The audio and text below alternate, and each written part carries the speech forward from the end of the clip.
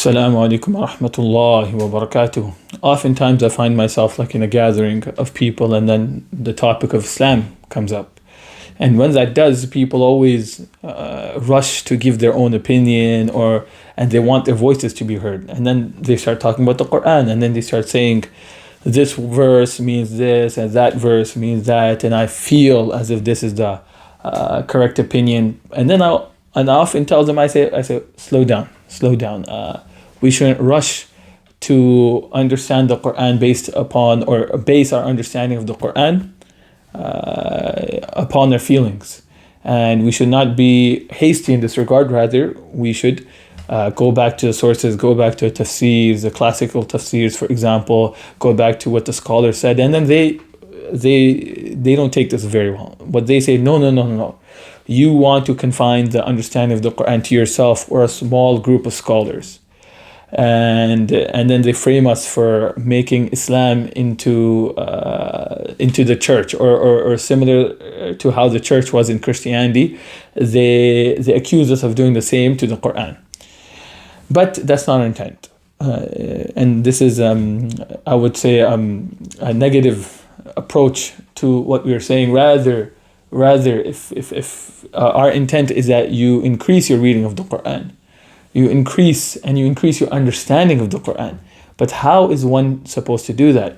So whenever we understand anything, naturally we have a standard by which we understand it.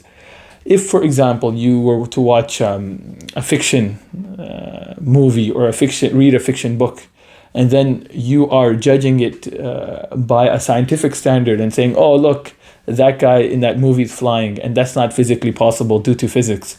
People are going to say, why are you judging that movie based on scientific facts or empirical evidences when that movie is a fiction movie, right?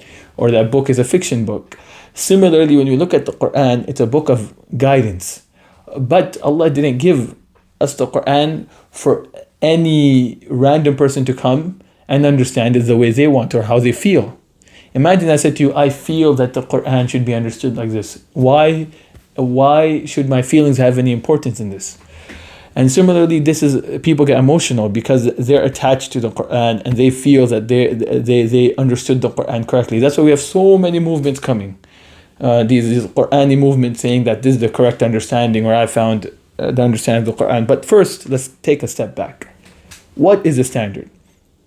And inshaAllah ta'ala, I would like to begin a series about this. And that scholars did not fall short in this regard. And they actually wrote and spoke about a whole field which is referred to as Usul Tafsir. Basically the fundamentals of tafsir, of understanding tafsir, which inshallah I will go through in this small video series inshallah ta'ala, and shed some light upon how we should understand.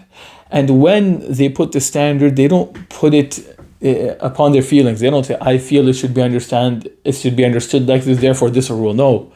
They go back to the evidences. They see how the Prophet ﷺ, he understood the Quran, how the Sahaba used to understand the Quran, and so on and so forth, until they have a standard by which we all Muslims should adhere by. We should adhere to, so that when we look at the Quran, we have a correct understanding. It's not what so-and-so thinks or what so-and-so feels. It's about what is the correct understanding of the Quran so we can get guidance. And that's our intent. Our intent is never to stop someone from reading the Quran. Rather, it is to read the Quran and then understand it accurately so that the benefit is there. Otherwise, it would become a free-for-all. And everyone can pick up the Quran and understand it the way they feel, and it will become like a game. Jazakumullahu khairan.